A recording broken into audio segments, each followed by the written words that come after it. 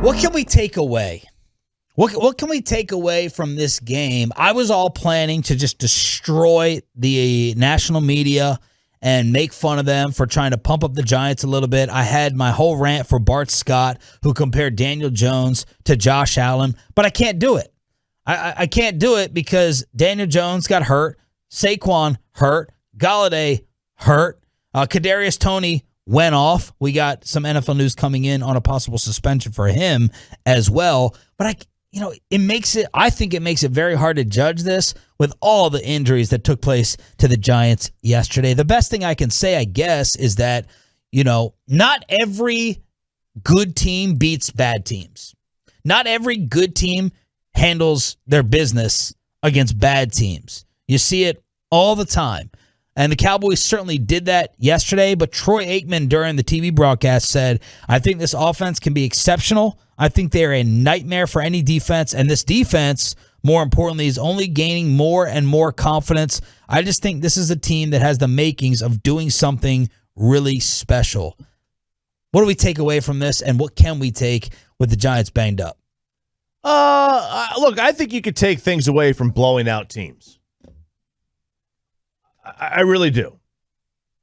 I don't think beating the Giants in a vacuum is anything special. To me, they're a below average NFL team.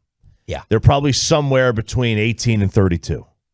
And probably not even as high as 18. Probably more like 22 to 32. So I don't take much from that. But I do think blowing out teams is something. Again, what would the game have been had Daniel Jones not gotten hurt? I think a lot of us agree that, it was going to be a tie game, right, at 10, with him in the game. Okay, who knows if the Cowboys offense gets rolling? I still thought the Cowboys were going to pull away in the second half because they basically gifted the Giants a close game early on. Now, we didn't have an answer for Kadarius Toney. That kid looks like a freaking stud. But we were 9 times out of 10, you're going to score a touchdown. Instead, Dak fumbled it from Biotis, right? You're right down there on the 5-yard line. Schultz dropped a touchdown. The first interception to start the game, that was very fluky. It was a great play by the defender. That normally doesn't happen. So the Giants were in this because of Cowboy mistakes. So I was just counting on the Cowboys in the third and fourth quarter. Law of averages are going to work out, and they're going to win this game by at least 10 points, as we predicted on Friday. Nothing Daniel Jones did impress me up to that point. Nothing the Giants really did impress me. I thought it was more about Cowboy mistakes.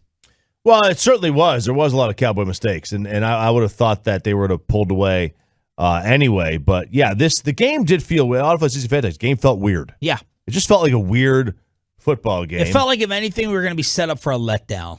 Like, here it is. The Cowboys are reading the headlines. Invincible offense. Take the Giants lightly.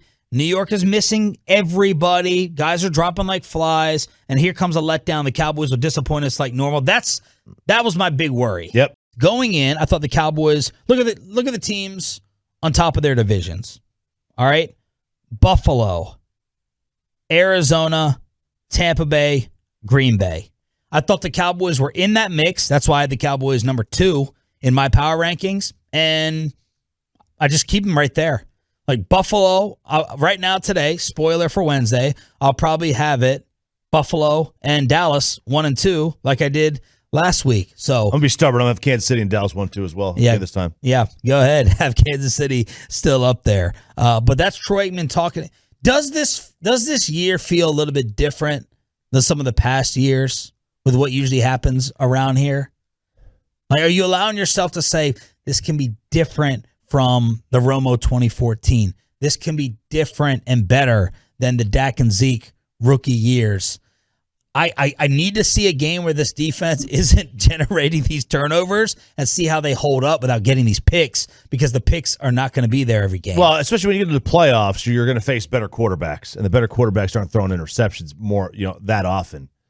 But having said that, it's going to be tough to beat 2016 only because, weren't they the 1 seed that year?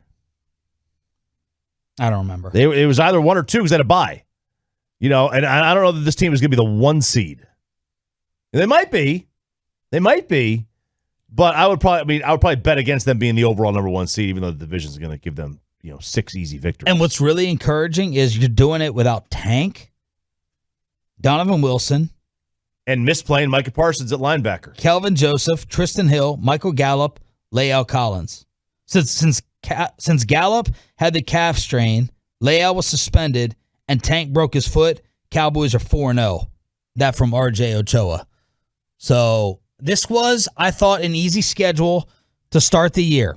Now schedules change, right? Carolina was not supposed to be a problem or very good. Thanks, Carolina, for screwing things up against the Eagles yesterday. Really appreciate that. The Chargers, many people had them as a rising team, but are they like this good? The Eagles were a little bit of a pain heading into that one, and now you're at New England and at Minnesota. You're going to be favored twice.